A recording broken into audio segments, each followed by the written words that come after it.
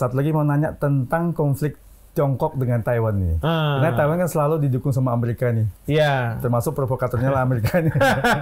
Ini sekarang Presiden baru Taiwan ini kira-kira hubungan dengan Tiongkok gimana nih? Nah, Amerika Serikat dia hidup dari industri pertahanan. Makanya kalau ada perang gitu ya, atau misalnya tegang-tegang itu paling senang. Mungkin Pak Prabowo ya, kalau saya lihat pada waktu 2014, 2019 itu sangat anti terhadap Tiongkok kan begitu ya. Nah sekarang Pak Prabowo mengatakan, enggak, siapapun negara kayaknya bagus, kita sahabat. Saya mungkin Pak Prabowo sudah merubah cara berpikirnya. Tapi kalau Amerika cuma menjual tapi nggak memberikan TOT ya, transfer of technology juga, kan artinya Indonesia nggak bisa maju-maju nih. Hanya beli sebagai konsumen terus. Iya. Kalau di China kalau nggak salah saya dengar mereka berkenan memberikan TOT. Bukannya malah itu yang lebih bagus, Pak?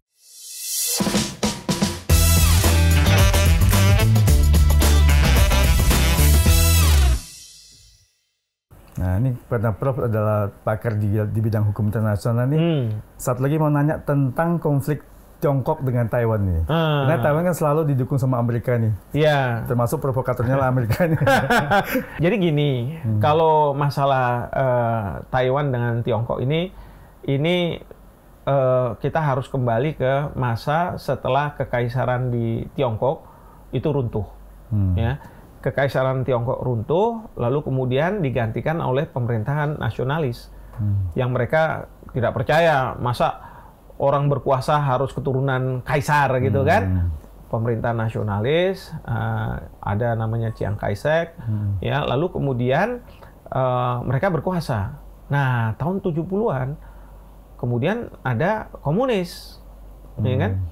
Komunis yang ingin mengambil alih pemerintahan.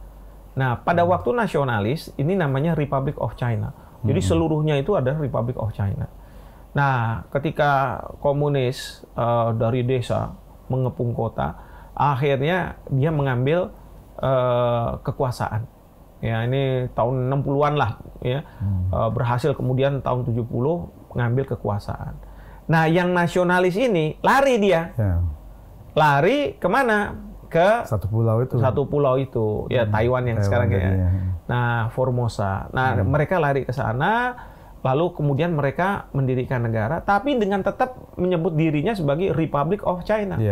Sementara yang komunis mengatakan, enggak, sekarang kita rubah nama negara kita, bukan Republic of China lagi, tapi People's Republic of China. Jadi istilahnya ini satu Cina tapi ada dua pemerintahan. Nah, Republic of China dengan People's Republic of China.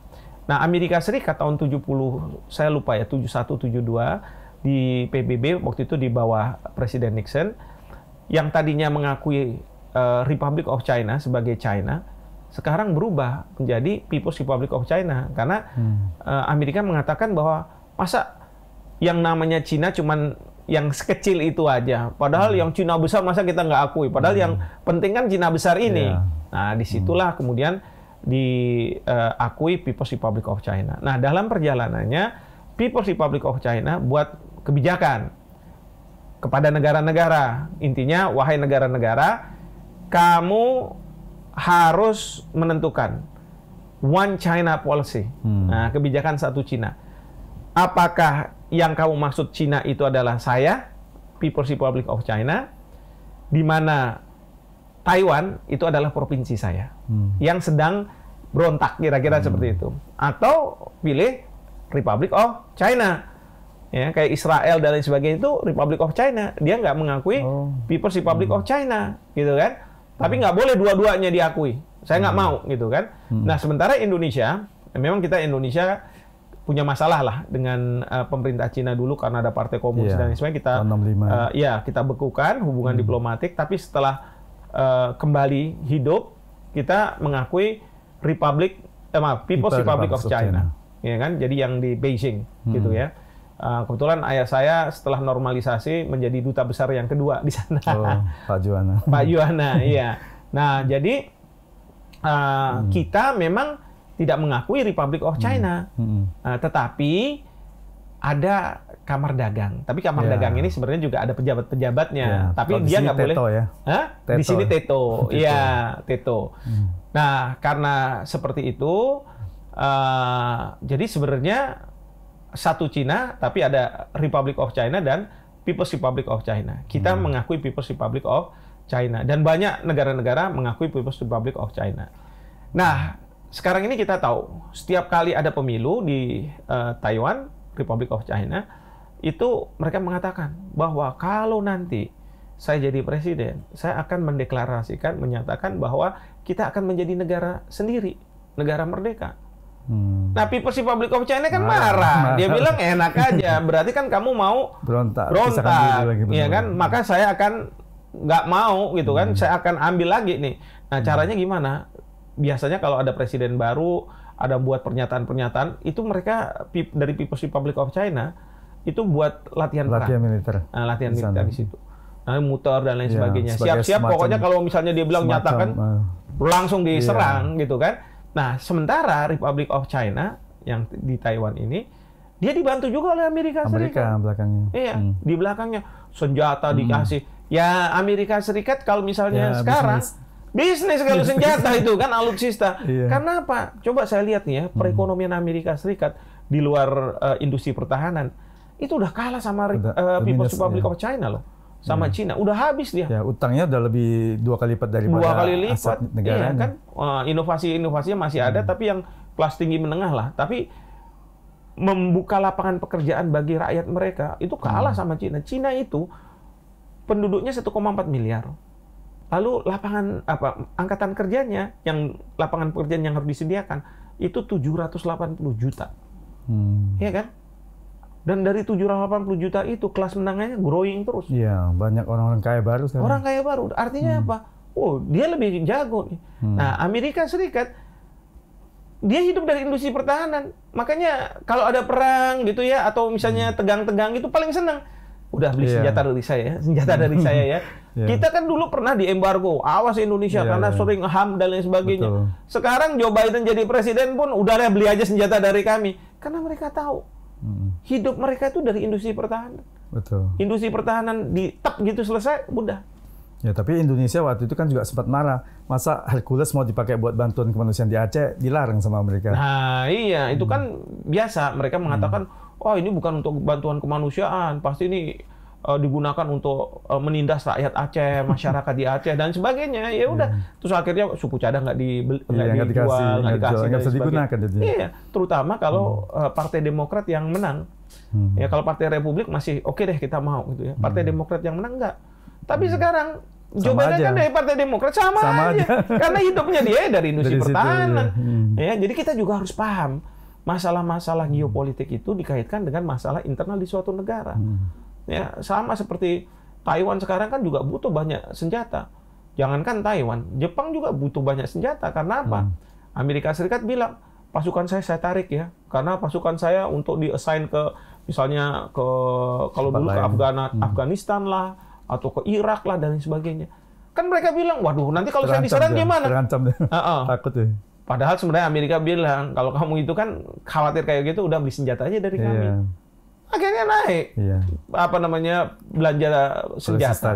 Iya.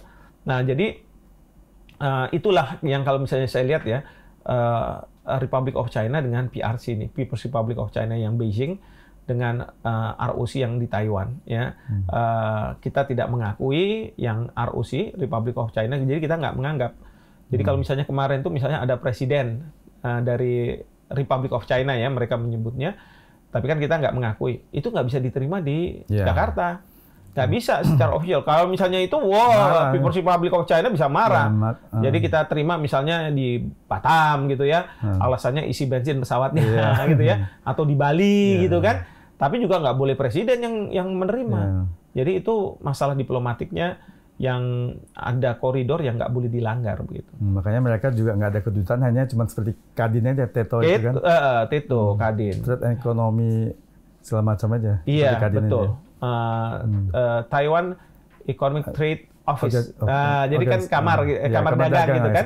Kita juga kamar dagang gitu ya. Walaupun di sana juga ada diplomatnya, tapi nggak boleh pakai paspor hitam, paspornya paspor hijau, karena kita nggak mengakui kan gitu. Tapi kelihatannya presiden terpilih ini agak melunak terhadap Tiongkok kemarin. Ya, jadi gini, mungkin Pak Prabowo ya, kalau saya lihat pada waktu 2014, 2019 itu sangat anti terhadap Tiongkok kan begitu ya. Karena mungkin beliau mengatakan bahwa kita ini bisa-bisa dikuasai oleh Tiongkok, ya, oleh PRC. Nah, itu kan terjadi di mana-mana fenomena kayak begitu, di Bangladesh, bahkan di Malaysia juga kayak begitu. Karena kita menganggap bahwa mereka memberi hutang. Nah, nanti setelah kita punya ketergantungan terhadap hutang mereka, nah mereka bisa dikte.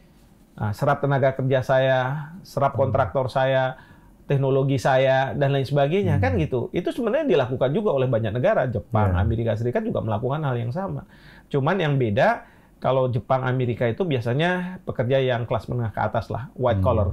Tapi kalau misalnya dari Tiongkok ini, itu blue collar juga harus diterima gitu kan. Sehingga banyak kan penentangan-penentangan. Mungkin masalah efisiensi kan barangkali yang dipertimbangkan. Ya dari sisi mereka sih efisiensi. Efisiensi dalam artian mereka kan kerjanya cepat, sudah tahu iramanya, lebih terampil.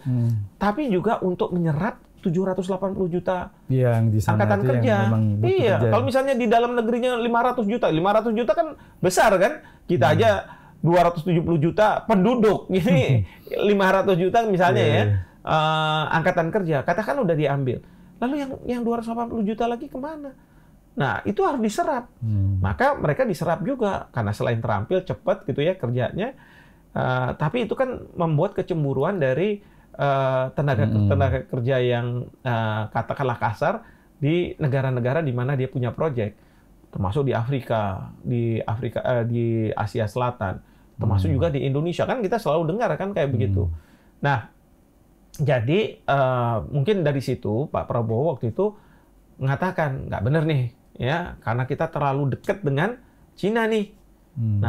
Nah sekarang Pak Prabowo mengatakan nggak, siapapun negara kayaknya bagus, kita sahabat. Saya mungkin Pak Prabowo sudah merubah cara berpikirnya. Boleh, tapi Pak Prabowo bilang kita harus menjaga jarak yang sama. Kita dengan Amerika sama harus dengan kita dengan Cina. Karena Amerika dengan Cina kan rivalitas nih. Ya? Saingan terus. Saingan terus. Jadi mungkin Pak Prabowo bilang gini, secara ekonomi boleh kita dekat sama Cina. Tetapi secara pertahanan, ya, alutsista dan lain sebagainya, kita lebih dekat dengan Amerika. Ya, yang Amerika juga bisa menerima nih kalau kayak begitu. Tapi alutsista China kan sudah berkembang sekali, maju pesat juga. Maju, tapi mereka nggak seperti Amerika menjual, ya, mengeluarkan. Nah, ini bedanya dengan Amerika. Kalau Amerika, mereka willing untuk dijual sepanjang yang membeli itu bukan negara yang menjadi musuh atau tidak bersahabat dengan Amerika Serikat. Apalagi kalau misalnya sekutunya, pasti mereka akan Tapi jual. kalau Amerika cuma menjual tapi nggak memberikan TOT ya, transfer of technology juga, kan artinya Indonesia nggak bisa maju-maju nih. Hanya beli sebagai konsumen terus. Iya. Kalau di China, kalau nggak salah saya dengar mereka berkenan memberikan TOT. Bukannya malah itu yang lebih bagus, Pak? Sebenarnya sih bagus ya TOT, tapi pertanyaan kita, mana sih yang berjalan? Kita aja sama Korea Selatan, pesawat tempur. Pesawat tempur dulu pernah ya. KFX itu kalau saya nggak salah kan. Itu kan bermasalah juga. Artinya gini, kita harus sadar bahwa TOT itu seolah-olah negara yang punya teknologi, punya patennya, ya, kekayaan intelektualnya, itu mau menyerahkan secara sukarela untuk suatu hari kamu jadi saingan saya. Mana ada negara yang kayak gitu? Kalau dikasih TOT barangkali yang teknologi yang sudah ketinggalan. Yang udah ketinggalan yang lama dan lain sebagainya untuk nyenengin kita. Saya katakan ya, sebenarnya ya, walaupun saya orang hukum, kita harus merampas teknologi itu. Merampas teknologi itu nggak bisa kita berharap bahwa dengan TOT terus kemudian kita dapat teknologinya. Kita harus merampas. Oke, kita dapat teknologi baru, tapi bagaimana kita melakukan improvisasi? Itu yang dilakukan oleh Israel. Dia bisa dapat teknologi dari Amerika Serikat, tapi kemudian diperbaiki dan lain sebagainya lebih unggul lagi. Itu yang dilakukan misalnya oleh Jepang dalam hal teknologi rumah tangga. Termasuk China juga. Teknologi China Amerika, juga. Rusia mereka. Oh iya, maka banyak perusahaan-perusahaan dari luar negeri itu yang melihat pangsa pasar Cina itu kan besar. 1,4 miliar. Tapi mereka sangat hati-hati masuk ke situ. Karena apa? Nanti dicuri. Curi. 6 bulan kemudian udah berubah lagi. Tapi masalahnya kan SDM-nya pinter nih bisa nyuri. Kalau di Indonesia kenapa kita belum punya SDM yang bisa barangkali kita curi aja dunia. Itu masalah mentalitas. Kita itu paling seneng, udahlah kita jadi broker aja. Udah kita jadi broker aja dapat duit, ngapain kita mikir-mikirin kayak begitu? Ya kan, lalu kemudian masyarakatnya nggak sama pemerintah nggak didorong untuk berkembang. Mestinya pemerintah menggiatkan lead bank kita ini barangkali. Betul. Coba ya bayangin Vietnam sekarang udah punya mobil sendiri loh. Kita masih SMK katanya. Ya kan, Vietnam mobilnya udah canggih loh. SMK-nya juga masih belum kelihatan di jalan-jalan, belum kelihatan itu. Belum kelihatan kan? Ini kalau nggak hati-hati gitu ya, kita bisa kalah. Karena apa? Itu tadi, kalau misalnya pemerintahnya nggak mendorong pelaku usahanya untuk melakukan inovasi, memberikan insentif, ya dipungliin terus, ya dan lain sebagainya. Ya udah nggak jadi. Tapi kalau misalnya kayak misalnya di Korea, handphone kan berkembang. Ya sekarang Samsung sekarang kita tergantung. Ya kan ada handphone Indonesia. Kalau nggak salah yang dibuat oleh ini ya. China kan buat di Indonesia juga. Cuma mereknya ada. Oppo, Iya. Tapi kan yang Indonesia sendiri ada. Apa itu ya? Saya lupa namanya. Advan ya? Atau apa begitu kan? Polytron kalau nggak salah ada juga. Polytron. Nah, saya mau punya grup Jarum Group. Jarum. Yeah. Itu kan. Tapi kan nggak berkembang juga. Nggak berkembang karena apa? Nggak disupport, harusnya dikasih insentif lah. Misalnya tidak dikenakan pajak atau apa dan lain sebagainya. Sehingga mereka bisa melakukan improvisasi. Yeah. Kalau perlu cari aja dari ahli-ahli dari luar negeri. Kalau ahli Indonesia kurang mampu gitu kan. Yang penting saya katakan gini ya. Cina bisa jadi negara yang katakanlah maju, punya kesejahteraan yang luar biasa untuk rakyatnya. Basisnya apa? Bukan sumber daya alam. Tapi barang-barang kelontong. Orang sikat gigi. Produksinya massal. Massal. Dan itu sampai kiamat nanti pasti dibutuhkan. Betul nggak? Dan mereka bisa membuat itu dengan harga murah. Rakyatnya, udahlah. Mau aja saya kerja, ditaruh di kayak tempat-tempat burung dan lain-lain. Yang penting saya kerja. Ya daripada saya nggak kerja. Ya kan? Nah, mereka hidup dari situ. Nah, sekarang mereka udah masuk ke teknologi tinggi. Kereta cepat lah, handphone lah, electric vehicle lah, ini dan lain sebagainya. Sumber daya alam mereka tinggal beli. Saya lihat ke New Zealand ya, kan mereka butuh dari Cina itu butuh sapi, butuh daging sapi ya, terus kemudian juga susu dan lain sebagainya. Apa yang dilakukan Cina? Dibeli perusahaannya di New Zealand. Di New Zealand banyak nih perusahaan-perusahaannya agak ngomel-ngomel karena apa? BUMN Cina yang beli supaya uang itu muternya di situ. Kan sama kayak waktu kita di Bali, kalau nggak salah gubernur atau wakil gubernurnya marah-marah, banyak wisatawan Cina datang, buka toko souvenir, hotelnya hotel dia, dan lalu Indonesia dapatnya apa? Bahkan juga bayarnya kayak bayar pakai itu elektronik WeChat dan lain sebagainya. Iya kan? Alipay. Jadi uangnya di sana-sana terus. Muter. Iya kan? Tapi kan kita juga nggak boleh iri karena apa? Dia cerdas. Kalau kita mau, ya kita harus ikuti dong kayak begitu. Ya kan? Jangan kemudian kita bilang cuman iri aja, ngomong-ngomong aja. Enggak, kita harus juga lakukan. Nah, itu menurut saya. Dan memang kalau ini dalam tanda kutip sih, katanya China itu juga hackernya canggih karena sampai bisa curi blueprintnya dari Amerika untuk alutsista segala macam itu. Iya bisa. Pesawat. Makanya Amerika Serikat kan takut dengan yang 5 itu teknologi 5 5G iya kan ya. 5G. Itu kan mereka takut. Mereka sangat takut. Lalu kemudian kita tahu misalnya TikTok kan dari Cina. Betul. Sekarang populernya di Amerika seluruh dunia pakai TikTok. Mereka khawatir, data bisa kesedot semua nih.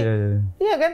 Bahkan juga dengan TikTok, dengan sosial media, itu kan bisa menentukan siapa yang bisa jadi presiden, tidak jadi presiden, kan gitu kan? Karena bisa kampanye di situ. Wah iya, makanya mereka pada takut semua. Nah tapi ini kan, coba Cina yang tahun 70-an, 80-an. Wah masih ketinggalan. Waduh, saya masih ingat ayah saya tuh jadi duta besar di sana tahun, kalau saya nggak salah ya, 97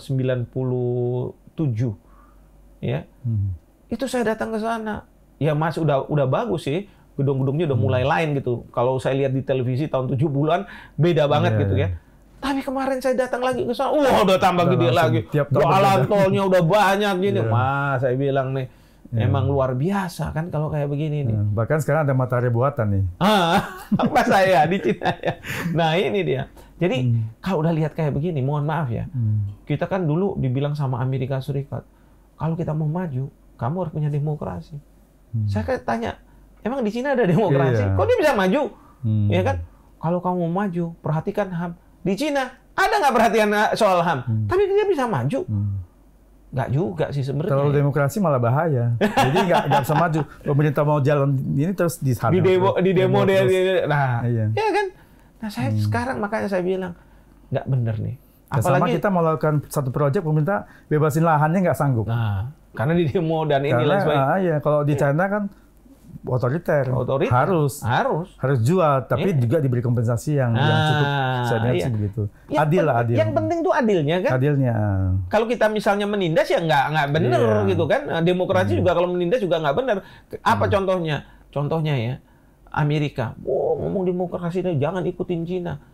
Di Perserikatan Bangsa di Majelis Umum PBB hampir 140 negara itu mau menerima Palestina sebagai anggota dari PBB.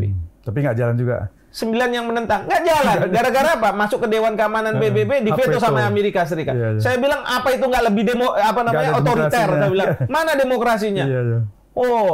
Sekarang diserang Gaza kan oleh Israel. Amerika Serikat bilang, nggak apa-apa. Itu kan hak untuk membela diri.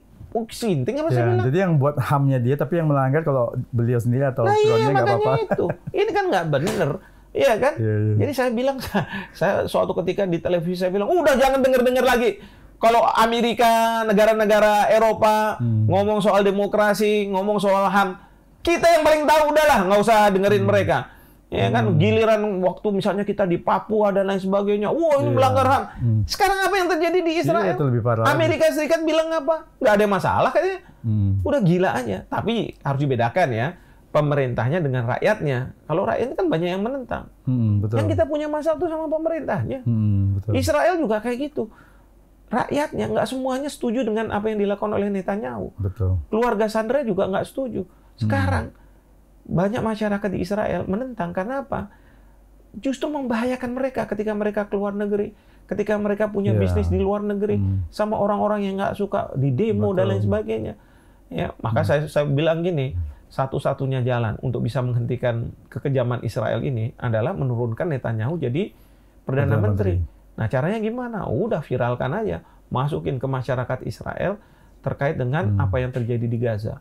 Apa yang akan terjadi pada mereka dan lain sebagainya. Sehingga apa? Mereka merubah pikiran. Karena selama ini kan di embargo dari yang kayak gitu sama pemerintah nggak boleh masuk. Sama kan sama pada waktu kita katanya zaman Orde Baru gitu kan. Kalau yang kayak gini nggak boleh masuk. Nah sekarang yang dia lakukan adalah seperti itu. Ya kan? Tapi kalau misalnya kita masukin terus, kita viralkan dan lain sebagainya. Sehingga apa? Muncul kesadaran dari masyarakat. Nah nanti biar rakyatnya yang menurunkan pemerintah. Bukannya ICC juga udah mengultimatum untuk menangkap Netanyahu? Iya, tapi kan ICC itu punya kelemahan. Kelemahannya adalah dia harus menghadirkan Netanyahu di Den Haag. Harus menggunakan polisi. Pertanyaan saya, polisinya polisi mana? Polisinya adalah polisi di mana si pelaku itu berada. Kalau polisi Israel nangkap, mungkin nggak nih polisi Israel nangkap Netanyahu? Kan nggak mungkin. Malah saya bilang, ini sebenarnya ICC buat penangkapan itu jangan-jangan yang dituju itu adalah petinggi-petinggi Hamas. Kalau petinggi-petinggi Hamas kan nggak ada polisi Palestina yang menangkap. Kan siapa aja dia di mana. Nanti bisa dihadirkan ke ICC. Ya, jadi tapi ya sudahlah. Mereka kan mau ini. Tapi itu juga membuat Israel jadi marah begitu kan. Membuat Amerika juga marah begitu dengan apa yang dilakukan oleh jaksa penuntut umum dari ICC ini. Gimana kalau pandangan Prof tentang kecelakaan helikopternya Presiden Iran kemarin ini? Ya, yang pasti kalau kejadian seperti itu kita nggak bisa langsung mengambil kesimpulan ya. Belum ada tanda-tanda mungkin ada sabotase selama itu. Iya, jadi segala sesuatu harus kita serahkan kepada tim investigasi. Kalau di Indonesia itu ada namanya KNKT lah ya. Kalau kecelakaan transportasi umum termasuk juga pesawat udara, helikopter. Nah ini yang tim dari Iran ini sudah dikerahkan oleh pemerintah Dan pasti saya yakin dia akan lihat apakah ada human error atau cuaca atau teknis helikopternya atau sabotase. Semua akan dilihat. Cuman yang saya sayangkan adalah ketika mereka bilang bahwa mereka akan minta kerjasama dari Amerika Serikat karena helikopternya ini buatan Amerika Serikat. Langsung Joe Biden bilang, enggak, saya nggak mau. Wah, ini udah benar-benar, saya bilang.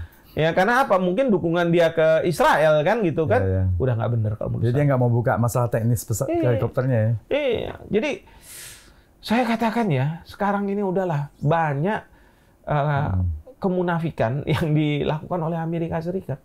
Kita diceramain apa yang dilakukan beda sekali. Ya, udah, maka saya katakan kita sebagai sebuah bangsa, kita harus berdiri sendiri. Harus punya sikap. Makanya itu saya senang nih kalau Pak Prabowo nanti menjabat, kan beliau selalu ngomong kayak begitu, ya kan? Karena mungkin beliau waktu kecil sudah bergaul dengan siswa-siswa, kalau nggak salah sekolahnya di Inggris gitu kan, dari Inggris, yang suatu ketika beliau mengatakan, wah saya ini dihina sekali gitu kan, dianggap ya kayak binatang dan sebagainya, begitu kayak monyet dan sebagainya. Nah itu memunculkan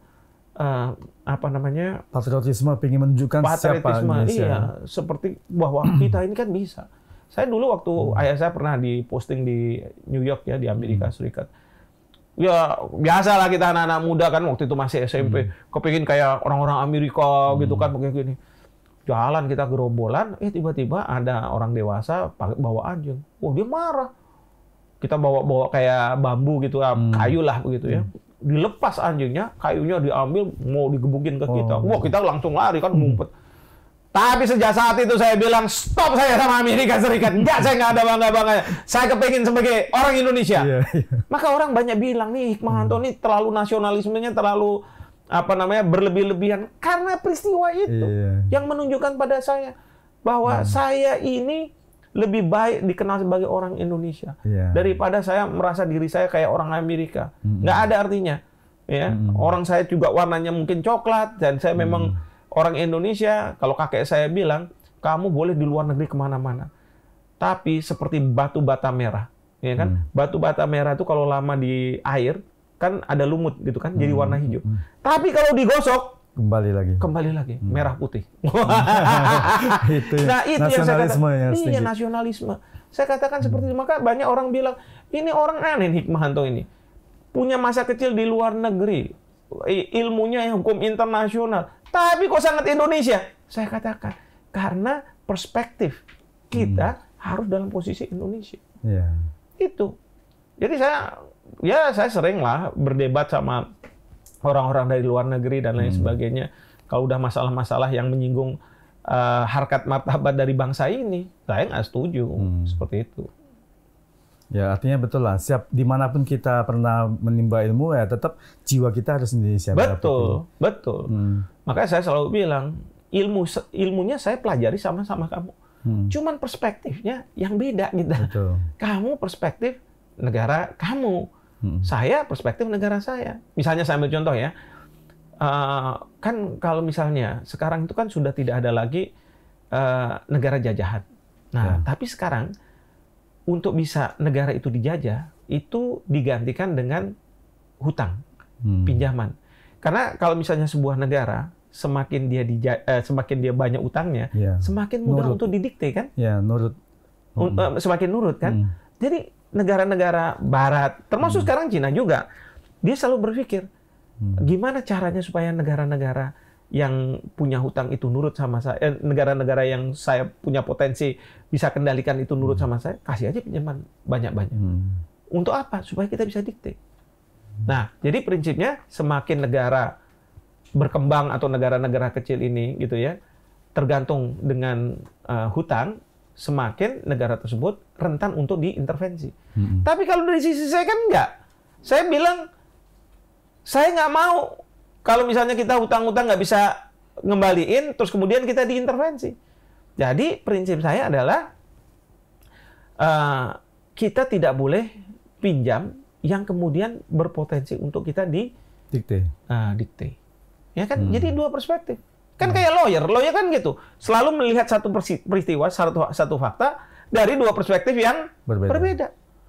Betul kan ya? Kalau saya ngajar di pendidikan khusus profesi advokat, misalnya ada orang nembak, dor mati. Menurut kamu salah nggak?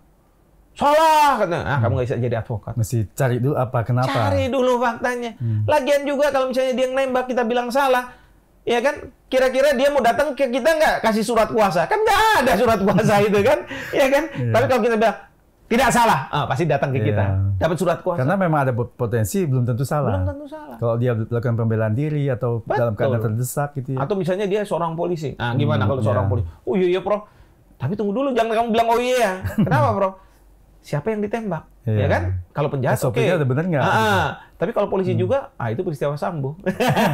Kan makanya tergantung SOP dan apa itu latar belakangnya. Ya. Makanya kita harus punya mindset seperti itu. Ya, tapi ini kan melihat secara keseluruhan. Iya, banyak di sarjana hukum yang melihatnya tuh hitam putih aja, salah. Ini saya bilang, kamu nih saya bilang. Kenapa? Saya diajarkan oleh di Amerika. Saya kan suka nonton film-film. Kalau misalnya film-film lawyer kan banyak di Amerika kan. Saya dulu paling suka, makanya saya masuk fakultas hukum. Iya, orang yang salah kayak begitu bisa dibebaskan. Bisa kayak begitu. Bahkan dulu itu ada film namanya Dark Justice. Itu cerita seorang hakim ya yang ketika dia memeriksa sengketa itu jaksanya kalah. Pengacaranya pinter, masalah teknis lah yang dia mainkan, masalah ini dan sebagainya. Sehingga dia harus memutus bahwa ya memang orang ini harus bebas. Padahal dia tahu salah.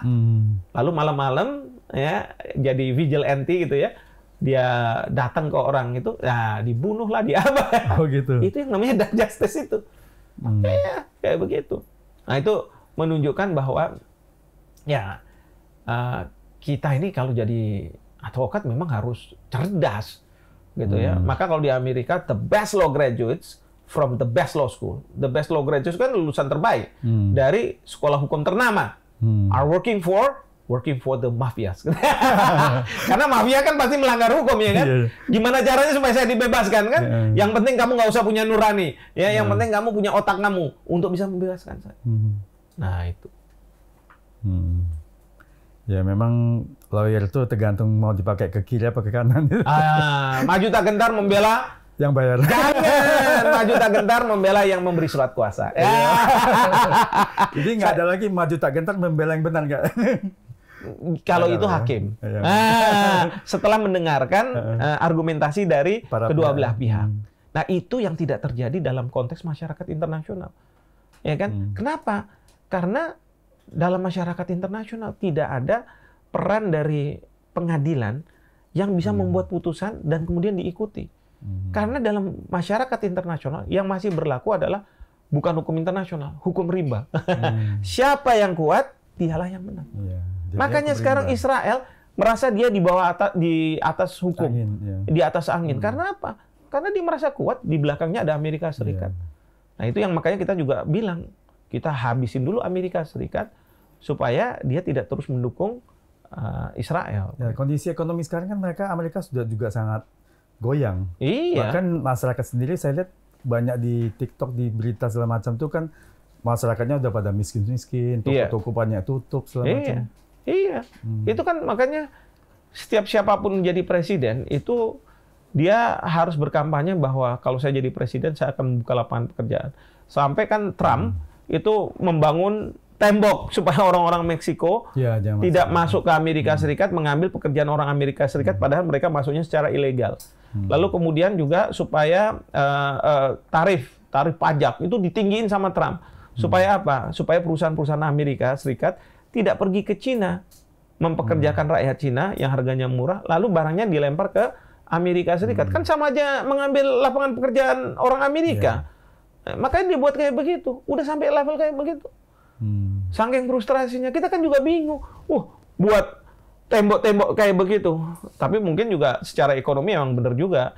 Karena apa? Belanja publiknya besar, anggaran dari negara meng-create lapangan pekerjaan kan. Bisa juga sih kayak begitu. Seperti sekarang kan kita tahu ada IKN. IKN itu menurut saya ini kan lama dan butuh biaya besar. Tapi karena ini belanja publik bisa meng-create ekonomi, lapangan pekerjaan dan lain sebagainya. Nah, mungkin itu yang target oleh Bapak Presiden sekarang gitu ya. Kenapa kita harus punya IKN walaupun banyak tantangan-tantangan kan begitu. Tapi menurut saya memang ini bukan urusan setahun 2 tahun, ini bisa bertahun-tahun. Tapi juga kalau misalnya memang nanti jadi gitu ya, itu kan banyak pekerja yang harus dapat pekerjaan dan sebagainya. Nah, sekarang yang jadi masalah sumber uangnya. Kalau sumber uangnya dari APBN terus ya susah juga. Kan kelihatannya kan Pak Presiden kita menggait-gait investor untuk betul. Jadi yang investor ini, cuman kan investor kemarin kayaknya mereka bilang, tapi tanahnya nggak beres nih katanya statusnya. Karena kalau yang namanya investor, dia mau investasi nggak cuma seumur dia, tapi sampai 200 tahun, 300 tahun kan begitu. Jadi kita bisa nggak menyediakan tanah untuk jangka waktu yang panjang itu? Ya itu tugas pemerintah ya, supaya bisa memberikan daya tarik kepada investor. Betul sekali. Ya ini kalau Prof lihat nih kebijakan politik internasional kita yang kedepannya Presiden baru kita Pak Prabowo harusnya seperti apa? Iya, kalau menurut saya ya, seperti yang Pak Prabowo selalu katakan, ada 4 hal. 1, kita harus tetap berpegang teguh pada prinsip politik luar negeri bebas aktif. Ya, kita non-blok. Jangan sampai kita berada di belakang suatu negara yang kuat. Ya, dan Pak Prabowo selalu mengatakan seperti itu kan, kita akan menjaga jarak yang sama. Apakah itu dengan Amerika Serikat, dengan Cina, bahkan juga dengan negara-negara Eropa, Australia, itu seperti itu. Yang kedua, mungkin Pak Prabowo akan bisa lebih dari apa yang dilakukan oleh Pak Jokowi, yaitu dia lebih engaging, lebih mau terlibat. Ya kan? Dan karena beliau juga nggak punya masalah dengan bahasa Inggris, beliau bisa menyampaikan apa adanya. Kemarin saya lihat ada di wawancara sama wartawan dari mancanegara, stasiun TV dari berbagai negara itu, beliau ngomongnya enteng aja. Ya, dibilang katanya demokrasi sekarang sudah mulai menurun. Says who? Kata siapa? Iya kan? Karena kalau misalnya mayoritas masyarakat mengatakan bahwa demokrasi menurun, pasti kemarin itu udah terjadi chaos. Ternyata nggak ada. Ya, bahwa ada yang bilang iya. Dan kita juga di Amerika juga ada yang ngomong apalah gitu ya terhadap demokrasi mereka. Tapi kan nggak terjadi kayak gitu. Nah, jadi kalau menurut saya beliau sangat lihai untuk menyampaikan apa yang ada di dalam benak pikiran beliau, disampaikan begitu saja dengan bahasa yang memang bisa ditangkap, ya, menunjukkan bahwa kita nggak gampang dipermainkan nih sama media asing dan lain sebagainya, dilarikan ke sini, ya, nggak gini terus. Mungkin dengan background beliau di militer barangkali Prof bisa lihat beliau akan lebih tegas barangkali gimana? Ya, misalnya seperti itu, jadi lebih tegas. Dan pengalaman kecil beliau di luar negeri yang tidak punya masalah dengan bahasa, beliau lebih lebih punya kebebasan untuk menyampaikan lah pandangan. Dan yang ketiga, kalau saya lihat ke depan itu Pak Prabowo dia akan lebih banyak diharapkan oleh negara-negara. Kenapa? Bukan karena Indonesia ini superpower, bukan. Tapi Indonesia sebagai penyelamat muka. Ukraina sama Rusia, mereka boleh berperang. Bagaimana menghentikannya? Mungkin harus ada negara ketiga yang intervene, menengahi, lalu mengatakan, kamu harusnya berhenti. Gitu kan? Sehingga apa? Mereka akan bilang, kalau saya langsung berhenti gitu aja, kan malu saya dibilang kalah. Tapi kalau misalnya ini karena permintaan dari Indonesia. Nah, artinya kita kan sebagai penyelamat muka. Ini yang akan menjadi penting. Posisi kita middle power, tapi yang punya pengaruh sangat luar biasa. Ini akan dimainkan oleh Pak Prabowo. Dan yang terakhir, kalau saya lihat, Pak Prabowo kebijakan luar negerinya, khususnya di bidang ekonomi, investasi, selain ada dari Cina, tapi ke Timur Tengah. Karena kan Pak Prabowo lama di Yordania. Betul. Dan beliau punya teman-teman banyak di sana. Dan beliau tahu uang itu sekarang ada di sana. Banyak, ya. Iya, dan mereka sedang menanti apa yang bagus untuk saya investasikan. Ya sama seperti kita. Kalau kita punya uang banyak, masa kita taruh di rumah aja? Iya, pasti ya kan? Mau diputar lagi. Mau diputar lagi, apakah masukin deposito, apakah mau dibelikan saham, belikan apa. Nah ini mereka juga kayak begitu. Mereka ingin duitnya itu bergulir. Nah di sini Pak Prabowo akan bisa melihat ini potensi Timur Tengah yang selama ini belum kita garap gitu. Secara bagus lah gitu ya. Itu. Ya ini kan keterbatasan waktu ini. Prof kan termasuk profesor termuda waktu umur 36 tahun. Sekarang udah tua tapi ya. 36 tahun sudah mendapat gelar profesor. Iya. Nah, kembali lagi lebih awalnya lagi kan Prof pernah magang istilahnya atau kerja di kantor pengacaranya Pak Oce Kaligis nih. Iya. Jadi beberapa waktu lalu kami juga sempat wawancara dengan beliau. Beliau orangnya sangat wise dan beliau juga sampaikan Pak Hikmanto sukses sekali karena memang smart. Dan pernah di sana. Justru saya banyak belajar dari Pak Kaligis. Nah, kira-kira pandangan Prof terhadap Prof Oce Kaligis gimana? Saya kagumi beliau sebagai seorang pengacara. Ya, saya sebelum masuk tempatnya Pak Oce Kaligis sama seperti banyak orang. Kalau melihat ada orang salah, saya bilang salah gitu kan. Tapi saya ketika masuk di tempatnya Pak Kaligis, justru saya dibukakan mata saya. Nah, dibukakan mata itu, saya masih ingat 2 minggu pertama saya kerja di situ, suruh baca surat kuasa. Tiap hari surat kuasa. Dalam hati saya ngapain gitu ya. Tapi pas ada suatu peristiwa ya, waktu itu pertama kali saya pegang perkara, tapi sama senior saya, ada namanya Ida Yasa. Nah, Ida Yasa ini warga negara Belanda rupanya. Dan waktu itu dia terancam deportasi karena diadukan bahwa dia warga negara Belanda, visanya turis, tapi dia mendapatkan honor. Kan nggak boleh, ya kan, deportasi. Ya mungkin karena artis-artis lokal menganggap Ida Yasa ini jadi saingan, jadi untuk menghilangkan saingan ya harus dikeluarkan. Dia datang ke Pak Kaligis, nangis-nangis. Saya dipanggil waktu itu sama Pak Kaligis, sama senior saya. Lalu saya dapat tugas dari Pak Kaligis, sana kamu coba cek nih aturan-aturan, deportasi atau enggak gitu kan. Saya lihat aturan-aturan. Dah, saya kembali ke Pak Kaligis. Pak Kaligis bilang, gimana? Ya Pak, harus dideportasi Pak. Marah Pak Kaligis sama saya. Brengsek kamu.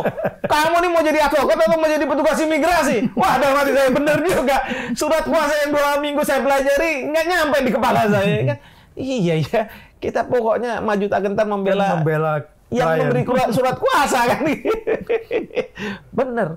Jadi dan Pak Kaligis itu cepet. Kalau misalnya ada masalah gini, tok gimana gitu, cepet dia. Orangnya smart sekali. Smart. Jadi kalau beliau bilang katanya tiba masa tiba akal. Karena saatnya kita dibutuhkan akal muncul gitu kan. Itu yang tidak semua orang bisa. Nggak semua orang bisa. Dan dia cepet tuh cara pikirnya tak. Waduh. Ya kan? Wah, dari situ saya banyak belajar. Jadi melihat saya sekarang ini sangat laku kalau saya disuruh mengajar pendidikan khusus profesi advokat gitu ya. Karena apa? Saya memberikan perspektif yang Pak Kaligis sampaikan itu ke anak-anak muda sekarang. Jangan kaku dengan hukum ya. Jangan. Sebenarnya gini, kita harus kaku sama hukum pasal, iya. Pasalnya, tapi logika hukumnya. Logikanya. Jadi jalan. Jangan sampai kita selalu bilang bahwa ini pasti salah berdasarkan pasal ini. Enggak, ada pasal lain. Ternyata kalau kita cari aturan itu ada sebenarnya. Jadi kita harus juga bisa gitu. Nah, kalau selama ini kan orang Indonesia selalu kan, udah kayak gini, udah pasti salah gitu kan. Enggak kayak begitu. Jadi itu saya sangat terbantu ya. Walaupun Pak Kaligis waktu saya pamit dari kantor beliau karena saya dapat beasiswa ke Jepang, beliau bilang, udahlah saya tahu kamu. Garis tanganmu nggak bisa jadi pengacara. Begitu ya? Kau jadi akademisi. Iya Pak, terima kasih. Gitu. Beliau bisa melihat. Terus akhirnya saya jadi akademisi kan. Jadi dokter, terus jadi guru besar. Tapi dari situ rupanya Pak Kaligis terinspirasi juga sama saya. Beliau bilang sama saya, Hik, saya juga mau jadi guru besar. Akhirnya beliau jadi guru besar kan di Unima di Manado, Universitas Negeri Manado. Nah, di sana saya masih ingat waktu itu. Saya mohon maaf nih, cerita sedikit nih, Pak Kaligis ini. Saya nih beli tanah ini tanah sebelah kan tanah saya, tanah ini kan tanah tetangga. Saya terpaksa pinjam dari Pak Kaligis. Sekitar tahun berapa? Itu tahun 2007. Nah, saya pinjam sampai 200 juta kan. Nah, udah, Pak nanti saya kembalikan. Ya udah katanya. Tapi waktu beliau pengukuhan guru besar, waktu di pesawat nih, udah di awan gitu, beliau bilang sama saya, Hik, sini Hik, ini kita di atas langit nih Hik ya. Iya Pak. Ini saya ngomong nih, omongan saya Tuhan yang saksikan. Gimana Pak? Hutangmu lunasik sama saya. Oh, aduh, saya bilang kaget. Pak, yang bener Pak. Iya, udah 200 juta zaman itu kan 2007. Pak, bener Pak. Udah bener. Kenapa saya katakan itu? Karena aku jadi guru besar ini karena kau juga. Alhamdulillah. Iya kan, jadi menginspirasi. Makanya aku pengen jadi dokter. Akhirnya aku jadi guru besar karena kau juga katanya. Oh ya Pak ya, kita sama-sama ya Pak. Sama-sama profesor sih. Beliau sekarang guru besar, masih junior saya. Walaupun usianya udah senior. Karena saya duluan kan guru besar. Tapi ya itulah. Nah, tapi dalam hubungan kita kadang-kadang juga suka nggak harmonis ada gitu. Ada selisih pendapat ya. Iya, soal misalnya saya masih ingat waktu soal KPK, soal Nasarudin lari kebetulan jadi kliennya beliau gitu ya. Wah, udah deh sempet rame lah gitu ya. Tapi ya karena persahabatan ya kita kembali dan kita saling menghormati. Ya, perbedaan kan karena profesi dan karena profesi, betul. Itu yang kita juga harus belajar kan. Kalau kita advokat kan sama lawan kita kan kayaknya marah-marahan. Tapi setelah itu kan harus bisa balik lagi. Siapa tahu suatu ketika nanti kita sama-sama membela klien yang sama kan gitu kan. Bisa jadi ya. Nah, makanya itu disitulah nilai-nilai profesionalisme itu saya dapatkan. Betul, luar biasa sekali. Sangat inspirasi. Nah, ini satu lagi yang terakhir nih.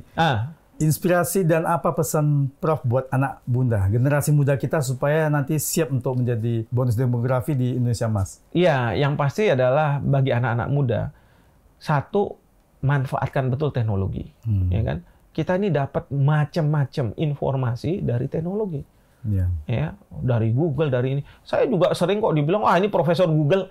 Loh, saya bilang apa salahnya? Kalau saya cari internet, carinya ke Mbak Google. Mbak Google, dan kadang-kadang kita bisa cari buku, kita baca dari buku-buku di situ, kan untuk mengupgrade diri kita. Maka saya bilang, meskipun kita di Indonesia, di Cimahi sekalipun, di desa atau di mana, tapi kita bisa punya cara berpikirnya sama mereka yang ada di luar negeri. Saya selalu mengatakan begini, kalau misalnya Pak Habibie dengan IQ yang sangat tinggi itu, beliau menjadi gembala sapi, gembala kambing, sampai mati pun beliau nggak bisa jadi apa-apa. Ya kan? Tapi diberi kesempatan pendidikan. Sehingga apa? Berkembang. Bisa jadi profesor, bisa jadi orang hebat, dan sebagainya. Nah sekarang, anak-anak muda sekarang nggak perlu mereka ke kota, terus kemudian belajar dan sebagainya. Lewat internet, mereka mau belajar, membuka dirinya, mereka bisa jadi hebat. Maka saya katakan nomor satu adalah manfaatkan teknologi, tapi untuk hal yang positif. Positif, betul. Jangan yang negatif, misalnya judi online, terus kemudian ngomentarin yang nggak benar di sosial media dan sebagainya. Jangan, manfaatkan ini. Paham-paham ekstremis harus Betul. Yang kedua, kita harus tahu perspektif. Siapa nih dalam persaingan dunia yang sangat luar biasa? Siapa yang harus kita bela? Kalau saya selalu mengatakan yang kita bela adalah negara ini. Kita hidup di sini, bangsa ini. Kita dari sini. Ya, siapapun itu, kalau dia lahir di sini, hidup di sini, dapat makan dari sini, kita bela. Berarti nilai-nilai kebangsaan, jiwa patriotisme, nasionalisme itu harus ditingkatkan terus. Betul. Itu. Dan terakhir yang saya inginkan adalah mereka itu mampu untuk berdebat. Ya, jangan menggunakan kekerasan. Ya, berdebat yang sehat. Yang sehat. Jangan habis berdebat dendam-dendam pula. Dendam. Iya. Lawan itu, lawan pendapatnya. Jangan pribadinya. Ya kita udah harus sampai level kayak begitu. Betul. Harus dewasa mental. Harus dewasa. Ini kadang-kadang, mohon maaf ya, profesor-profesor itu kadang-kadang gitu. Saya punya pendapat apa, dia kalah sama pendapat saya, dia serang saya pribadi. Saya bilang nggak benar ini. Ini udah kayak zaman kayak anak-anak kan kayak begitu kan. Enggak, kita harus kayak begitu. Sama orang luar negeri juga kayak begitu. 3 hal itu aja yang kita pegang untuk anak-anak muda kita. Bahkan kalau kita udah jago debat itu, ya kan, itu calon presiden. Karena kalau presiden itu kan berdebat untuk meyakinkan rakyat pemilih. Iya, karena Bapak kan jadi panelis debat presiden kemarin. Iya. Itu kan saya melemparkan pertanyaan, yang pertanyaan itu harus dipahami oleh masyarakat, tapi juga dipahami oleh presiden dan calon presiden. Nah, calon presiden itu harus bisa menjawab, bukan kayak ujian disertasi meyakinkan saya kan gitu kan, tapi meyakinkan rakyat. Masyarakat ya. Masyarakat. Nah itu kalau misalnya kita, jadi yang terakhir ini, kalau kita punya kemampuan untuk berdebat, itulah kunci untuk kita bisa menjadi pemimpin. Zaman sekarang kan nggak pemimpin pakai pistol, kan? Setuju atau enggak? Iya. Kalau dulu mungkin kayak begitu kan, kalau sekarang enggak. Kita harus pandai berdebat. Gitu. Ya. Terima kasih Prof atas waktunya, karena keterbatasan waktu yang akan mengakhiri wawancara kita hari ini. Iya, terima kasih. Pak Edi, ini anchor-nya nih luar biasa nih, ya kan, ngelempar-ngelempar pertanyaan yang membuat saya harus menjawab secara cerdas. Luar biasa, Prof. Ya. Terima kasih atas waktu dan juga tempatnya. Sama-sama. Terima kasih.